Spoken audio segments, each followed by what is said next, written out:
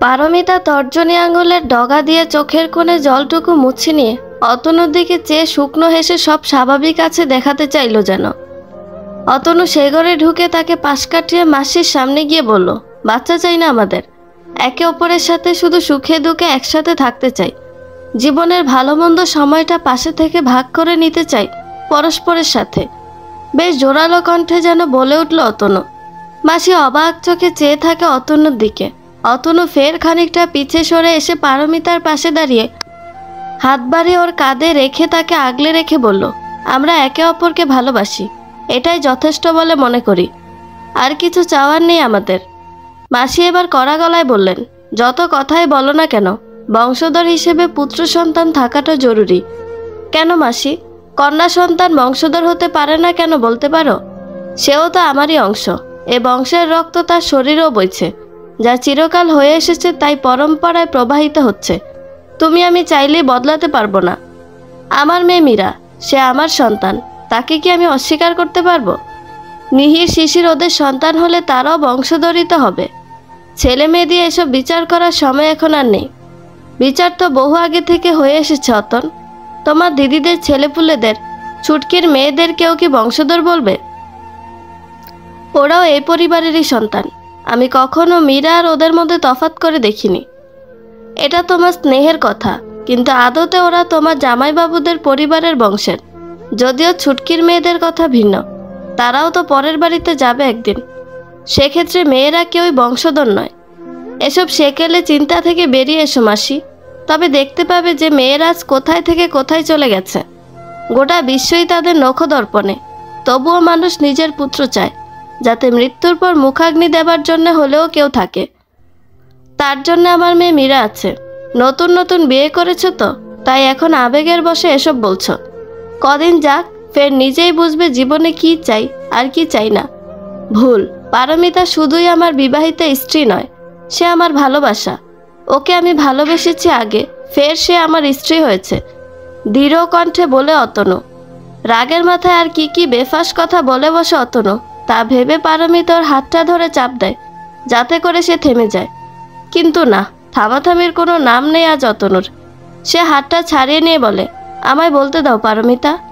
আজ আমাদের সম্পর্কের ভিত্তি নিয়ে যখন কথা উঠেছে, তখন আমি সকলকেই সাফ সাফ জানিয়ে দিতে চাই যে তোমার কাছ থেকে একমাত্র ভালোবাসা ছাড়া আর কিছুই চাওয়ার নেই আমার। আরে সন্তান তো আমাদের দুজনেরই রয়েছে। শতপুত্র তো আজকাল কেউ জন্ম দেয় না, তাই শতপুত্রের না হলেও এক পুত্রের জননী সে অবশ্যই। তাহলে আমরা বিয়ে করলাম কেন? কারণ আমাদের জীবনের সন্তানের নয়, জীবনসঙ্গীর ভালোবাসার অভাব। ব্যাস, চুপ করো এবার, অনেক বলেছ আর নয়, ধীর কণ্ঠে বলে উঠে পারমিতা। মাসির কান তা শুনতে ভুল করে না। তিনি বলেন, বোমা, চুল তো আমার বাতাসে পাকেনি, তাই বেশ বুঝতে পারছি যে কি করে ছলাকলায় ভুলিয়ে অতনের মাথাটা খারাপ করেছ। এখন আর আলগা ঢং করতে এসো না, নইলে এই বয়সে অমন স্বামী জুটত কি করে তোমার, যেখানে কোনো তালমেলই নেই দুজনের। মাসি বলে চেঁচিয়ে উঠল অতনু। ও আমায় ভোলায়নি, ভুলিয়েছি তো আমি ওকে আমার ভালোবাসায়। আমি প্রথম তার প্রেমে পড়েছি। আর বয়সের কথা বলছ, বয়সটা আমারও কম হয়নি।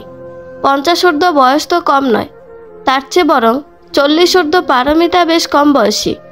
বয়সের তালমেল সত্যিই নেই, ওর জন্য আমি অনেক বেশি বয়সের স্বামী। পারমিতা তার নিজের মাথা দুধারে নেড়ে ইশারায় চুপ করতে বলে অতনুকে। পুরুষ মানুষের বয়সটা কোনো বয়স নয়, তারা যে কোনো বয়সী কম বয়সী নারী বিয়ে করতে পারে। অন্তত সন্তান জন্মদানে তাতে কোনো সমস্যা হয় না। মাসি একমনে বলে যেতে লাগলেন, আমার মেয়ে মীরার বয়সে কারোকে বিয়ে করে সমাজে অসম্মানিত হয়ে লোকের হাসির পাত্র হলে ভালো হতো বুঝি। দেখ অতন, আমি যা বলেছি তোর ভালোর জন্যই বলেছি। আগে থেকে পুত্র সন্তান থাকলে না হয় কথা ছিল, কিন্তু তোর এত সম্পদ কে দেখবে বল আমায়? আমার মেয়ে মীরা দেখবে, ভাগ্নে ভাগ্নিরা দেখবে, ভাইজি ভাইপো হলে তারা দেখবে, আর এরা কেউই যদি না দেখতে চায় তবে সব দান করে দেব। অতনুর সাথে আর কথায় না পেরে তিনি চুপ করে রইলেন যেন। পারমিতা অতনুর হয়ে মাসির কাছে ক্ষমা চাইতে নিলে সে ওর হাত ধরে নিয়ে চলল ঘরের বাহিরে। বৌদি কিচেনে নাস্তা তৈরি করছিলেন। বরুণদার কণ্ঠ শুনে ছুটে এসে জানতে চাইলেন, কি হলো? জবাবে অতনু বলল, যেখানে এসে পারমিতাকে অপমানিত হতে হয় সেখানে আর 1 সেকেন্ডও নয়। দরজা খুলে অ্যাপার্টমেন্ট থেকে বেরিয়ে লিফটে চেপে নেমে গাড়িতে উঠে দ্রুত ড্রাইভ করে ফিরে চলল তাদের বাড়িতে। পারমিতা 2 একবার কিছু বলতে নিয়েও অতনুর অগ্নিমূর্তি দেখে গোটা রাস্তায় আর একটা কথাও বলল না। দুজনেই ভীষণ চুপচাপ থেকে যেন ভেতরে ভেতরে কষ্ট পাচ্ছিল একে অপরের জন্যে। বাড়ি ফিরে যেতে পারমিতা কিচেনে গিয়ে চা বানিয়ে পাকোড়া ভাজতে লাগলো। ফের চা নাস্তা ছাদের টেবিলে সাজিয়ে সে অতনুকে ডাকতে নিচে এসে দেখে সেখানেও নেই। খুঁজে খুঁজে তাকে অবশেষে পাওয়া গেল শোবার ঘরের ইজি চেয়ারে আধশো অবস্থায়, চোখ বুজে পড়ে আছে যেন। পারমিতা তাকে হাত ধরে টানতে লাগলে সে বলে, কোথাও যাব না আমি, চা নাস্তা খাবে চলো। বিকেলে জলখাবারের সময় পেরিয়ে গিয়ে সন্ধে নেমে এলো বলে অতনু ওর হাতের উপর একটা চুমু খেয়ে বলে, সত্যিই খিদে নেই আমার। পারমিতা জোর করে ঠোঁট চেপে হেসে নিয়ে চলে যায় সেখান থেকে। খানিকক্ষণ চুপ করে শুয়ে থেকে মাগরিবের আজান শুনে অতনু সম্বিত ফিরতেই পরিমরি করে উঠে পারমিতার খোঁজে নিচে নামতেই বেয়ারা রাম সিং তাকে জানায় যে আজ সারাদিনে কোনো রান্না হয়নি ঘরে। ম্যাডাম লাঞ্চ করেননি, তাই তারা সার্ভেন্টস কোয়ার্টারে নিজেরা রান্না করে খেয়েছে। এখন ডিনারে কি হবে তা জানতেই সে ম্যাডামকে খুঁজছিল। অতনু সারা বাড়ি খুঁজে পড়ে রুফটপে গিয়ে দেখে পারমিতা একপাশে দাঁড়িয়ে সূর্যাস্ত দেখছে, যেন ডুবন্ত সূর্যে নিজের সম্পর্কে ডুবে যাওয়ার রূপ প্রতীয়মান হচ্ছে ওর কাছে। তার অস্তিত্ব বিলীন হয়ে যাচ্ছে অস্তগামী সূর্যের সাথে। অতনু তার পিঠে হাত রেখে বলে, ভুল হয়ে গেছে আমার, মাফ করে দিও। দুহাতে নিজের কান ধরে অনুনয় করে যেন।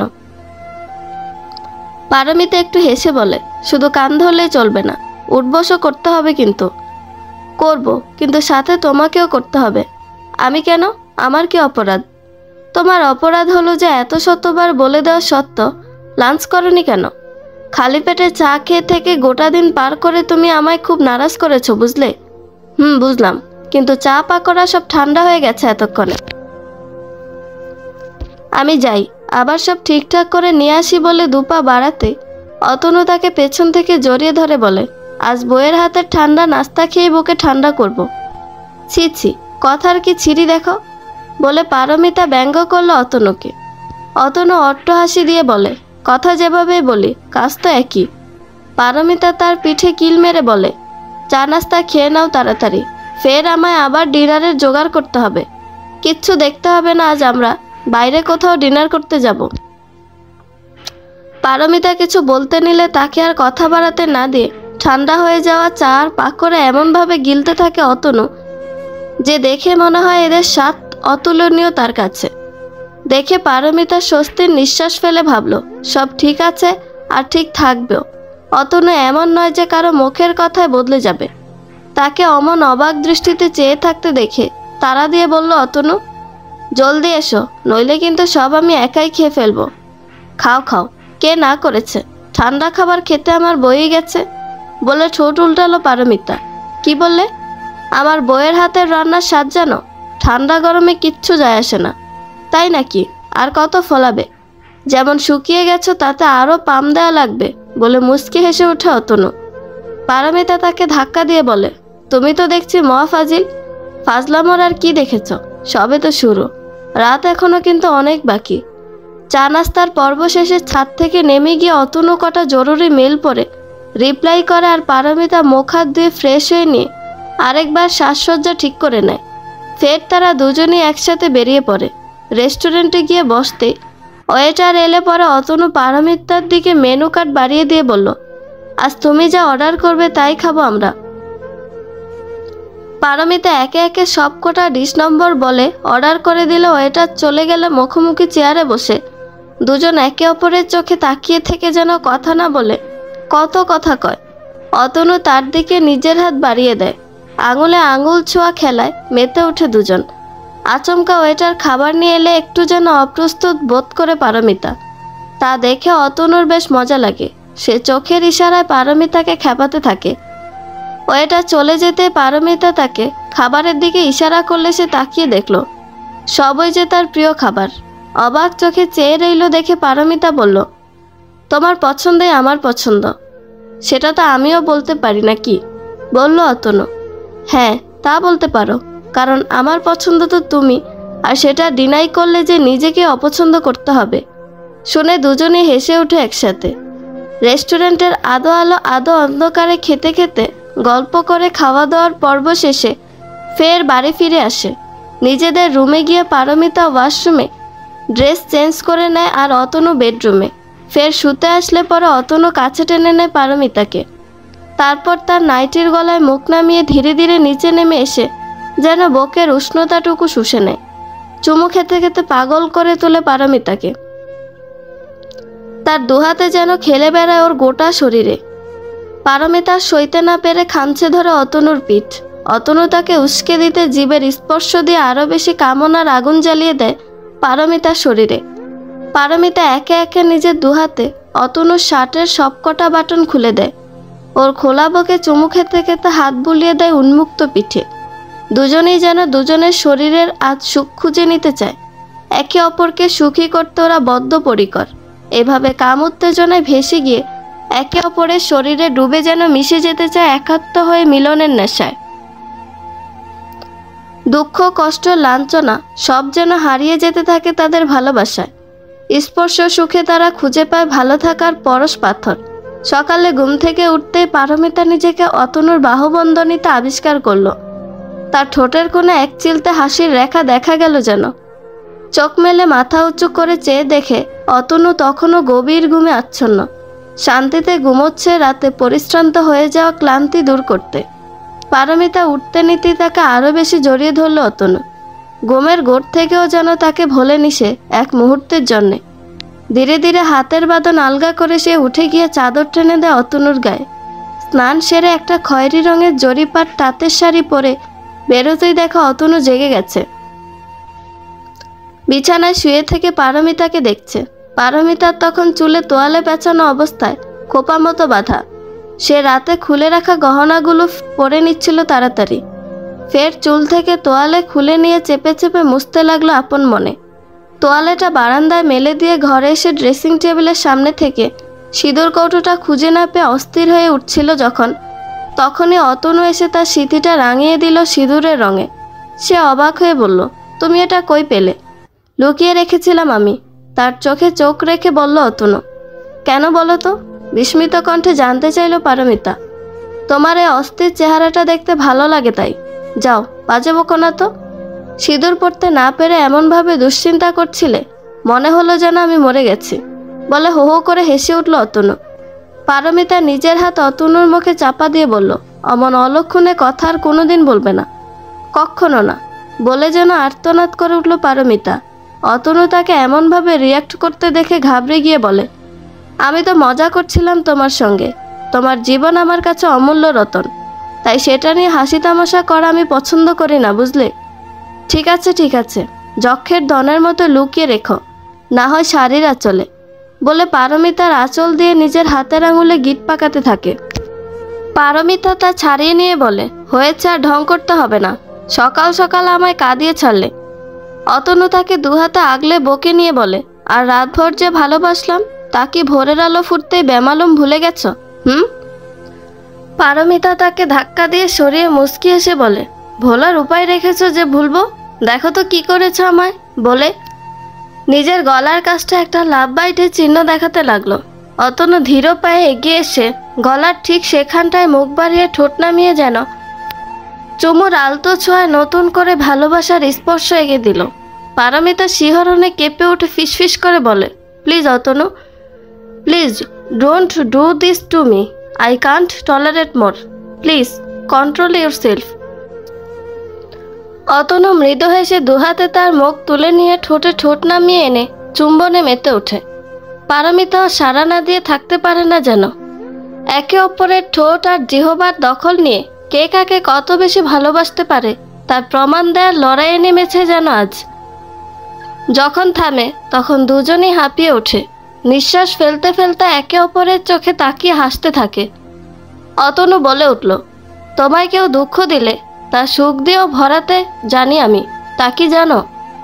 পারমিতা মাথা ওপর নিচ করে হ্যাঁ সূচক জবাব দিয়ে ধীর কণ্ঠে বলল, জানি, তবে আর কখনো কারো জন্যে চোখের জল ফেলবে না, দৃঢ় কণ্ঠে বলে ওঠে অতনু। কারো কথায় মনে কষ্ট পেলে তখন আপনাতেই চোখে জল চলে আসে। অতনু, কারো কথা মনে নেবার কোনো দরকার নেই, শুধু শুনে প্রতিবাদ করবে, ফের কান থেকে বার করে দিবে। তোমার মতো যে হতে পারি না অতনু, প্রিয়জনদের কথায় তাই আঘাত পাই। যারা প্রিয়জন তারা কখনোই আঘাত করতে আসবে না, আর যারা আঘাত করবে তারা কখনো আমাদের কাছের মানুষ ছিলই না। তাই সত্যি বলতে তারা হলো অপ্রিয়জন। এভাবে বলতে নেই অতনু, ওনাদের অধিকার আছে আমাদের উপর রাগ করার, অভিমান করার। মান অভিমান আর অসম্মান এক জিনিস নয় পারমিতা। যদি প্রকৃতই তারা স্নেহ করতেন তবে আমাদের ভালো থাকায় সুখ খুঁজে পেতেন। পারমিতা আর কথা না বাড়িয়ে অতনুকে তারা দিয়ে স্নান করতে পাঠায়। নিজে নিচে নেমে অমলেট টোস্ট আর কফি তৈরি করে নিয়ে ব্রেকফাস্ট টেবিল সাজাতে থাকে। অতনু ফিটফাট হয়ে নেমে আসতেই ওর দিকে তাকিয়ে থেকে চোখ ফিরিয়ে নিয়ে বলে, এত সেজেগুজে অফিসে যাও, আমার তো ভীষণ ভয় হয়। কবে না আবার কে প্রেমে পড়ে যায় তোমার? সত্যিই ভয় হয়? তবে তো ভালো, তোমার চেহারায় জেলাসি আর আমার জন্য পজিটিভনেস দেখতে পারলে দারুণ হতো, বলে চোখ মেরে পারমিতার দিকে তাকিয়ে একটা দুষ্টুমির হাসি দিল। পারমিতা কফির মগ বাড়িয়ে দিয়ে নিজের মগটাতে চুমুক দিতে দিতে বলল, শুধুই কি আমার জেলাসি, নাকি বাচ্চা মেয়েদের ক্রাশ হবার ফ্যান্টাসি? অতনু হা হা করে হেসে উঠে বলল, তুমি ছাড়া আর কেউ এই বুড়োর ওপর ক্রাশ খেতে যাবে না, বুঝলে? আমার মন ভোলানো গল্প। আচ্ছা, সবার কাছে বুড়ো মনে হলেই ভালো। দুজনে নাস্তা সেরে উঠে গিয়ে একসাথে রোজকার মতো মেইন ডোর পর্যন্ত যায়। অতনু পারমিতার গালে একটা চুমু খেয়ে ফিসফিস করে বলে, এটাতেই পুরো দিন চালিয়ে নাও, রাতে আবার কিন্তু ভরপুর আয়োজন হবে। পারমিতা চোখ পাকিয়ে তাকাতেই বলে, বিরহের আগুনে জ্বলতে থাকো, ফিরে আসলে এক সমুদ্র ভালোবাসায় ডুবিয়ে সে আগুন নিভিয়ে দেব। গেলে বলতে অতনু হাসতে হাসতে এক ছুটে পার্কিং লটে দাঁড়িয়ে থাকা গাড়িতে উঠে দ্রুত ড্রাইভ করে বেরিয়ে পড়ল। পারমিতা তার লজ্জারাঙা মুখের সামনে থেকে বাতাসের তোড়ে উড়ে আসা চুলগুলো সরিয়ে খোপা বাঁধতে বাঁধতে ঘরে গেল। ওদিকে রিনিরাজ কলেজ ছুটির পর একা একা লাইব্রেরিতে গিয়ে প্রফেসর ত্রিপাঠীকে পাকড়াও করার চিন্তা সকাল থেকে মাথায় ঘুরছে। লাইব্রেরিতে যদিও আরও অনেকেই থাকে, তবে পিন ড্রপড সাইলেন্স মেনটেন করা হয়, তাই কথাবার্তার খুব একটা সুযোগ নেই।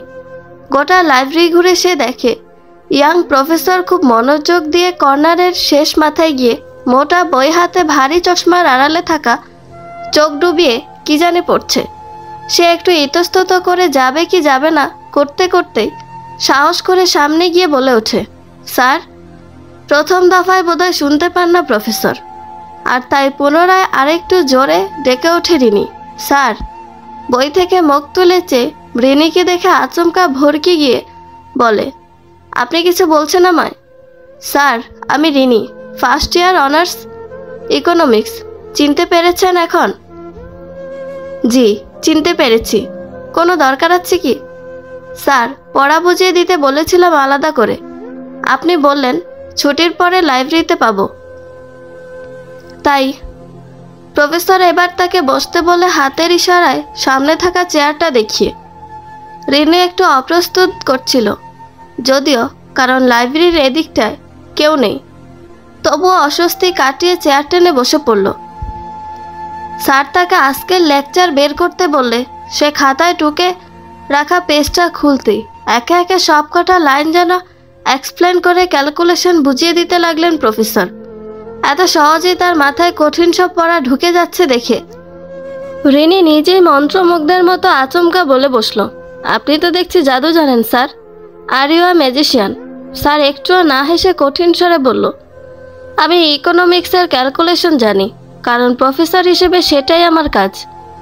রিনি নিজেকে সামনে নিয়ে বলল, সরি স্যার, আসলে কি জানেন, আপনার মতো সহজ করে কেউ কখনো বোঝায়নি, তাই বলছিলাম আর কি।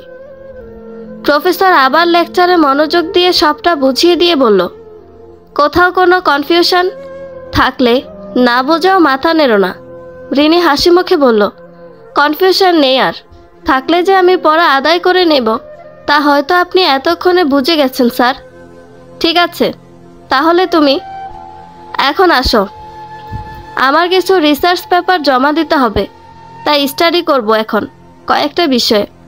ওকে sir, thank you sir, see you later বলে রিনি লাইব্রেরি থেকে বেরোতেই বিনিতা তার হাত ধরে টেনে নিয়ে বলল, কি অত কথা বললি প্রফেসরের সাথে? গেছিস যে আর ফেরারই নাম নেই। পড়া ছাড়া আর কোনো কথা বলেনি সে। তাহলে অত খিকি খিকি করে হাসছিলি কেন? আরে সেটা তো এমনিতেই। বেশ সুন্দর করে বোঝাচ্ছিলেন তাই। আমাকে গাধা পেয়েছিস নাকি? সুন্দর করে পড়া বোঝাচ্ছিলেন না সুন্দর সুন্দর ডায়লগ দিচ্ছিলেন কে জানে। ধুর, তুইও যাস কাল থেকে আমার সাথে, ফের নিজেই বুঝে যাবি কতটা বোরিং টাইপ কাঠখোট্টা পাবলিক সে। তোদের মাঝে কাবাব মেয়ে হাড্ডি হবার শখ নেই আমার বলে খিলখিল করে হাসে বিনিতা। শাড়ির আঁচল কোমরে গুজে কিচেনের চুলায় সর্ষে ইলিশ চড়িয়ে বারবার রিং হওয়া কলটা ধরতে গিয়ে ডাইনিং হলে থাকা টিস্যু বক্স থেকে টিস্যু পেপার বার করে হাত মুছে নিয়ে স্ক্রিনে তাকাতেই সে দেখে অতনু কল করেছে। রিসিভ করতেই, কি হলো, এতক্ষণ ধরে কল করেই যাচ্ছি, কোনো সারা শব্দ নেই তোমার? কোথায় হারিয়ে গেলে? হারাইনি জনাব, আপনার জন্য স্পেশাল কিছু রাখছিলাম, তাই লাঞ্চের আগে ফিরে আসলে ভালো হতো। কি রাখছিলে জানতে চাইল অতনু। সেটা তো সারপ্রাইজ বলল পারমিতা। আচ্ছা, আমার কাছেও কিন্তু তোমায় সারপ্রাইজ দেবার মতো কিছু আছে। কি সেটা? তা এখনই বলবো কেন? আগে বাড়ি আসি, ফের না হয় সারপ্রাইজের আদান প্রদান হোক, দেখা যাক কে জেতে বলে যেন চ্যালেঞ্জ ছুড়ে দিল অতনু। পারমিতা চুলোয় থাকা মাছ হয়ে এসেছে বুঝতে পেরে বলে, এখন রাখছি, তাড়াতাড়ি চলে এসো কিন্তু বলে কল রেখে কিচেনে গিয়ে মাছ নামিয়ে সে হলে এসে বসে শাড়ির আঁচল দিয়ে ঘাম মুছতে না মুছতেই আবার রিং বাজতে লাগলে সে এবার না দেখেই কলটা রিসিভ করে বলে, আমায় না জ্বালিয়ে বুঝি শান্তি পাও না তুমি? এত এত কল না করে বাড়ি ফিরে আসলেই তো পারো। আর কত অপেক্ষা করাবে আমায় বলো তো? ও, এখন তাহলে শুধু তারই ফোন কলের অপেক্ষা করা হয়। শুনলাম জ্বালাময় সুখে বাসছো নাকি নতুন সংসারে? তার বাড়ি ফেরার যত প্রতীক্ষা তোমার। বাবার জন্য তো কোনো দিন দেখলাম না তোমায় তেমন আরতি জড়াতে। গলার আওয়াজটা শুনে পারমিতার কণ্ঠস্বরের নিরুত্তাপ উদাসীনতা যেন নিষ্ঠুরতার শিকার হয়ে গেছে। সে অস্ফুটে বলে ওঠে, খোকন, চিনতে পারলে তবে আমায়। অবশ্য অস্বীকার যে করনি সেও ঢের ভালো। তুই কেমন আছিস বাবা? বাবা বলবেন আমায়।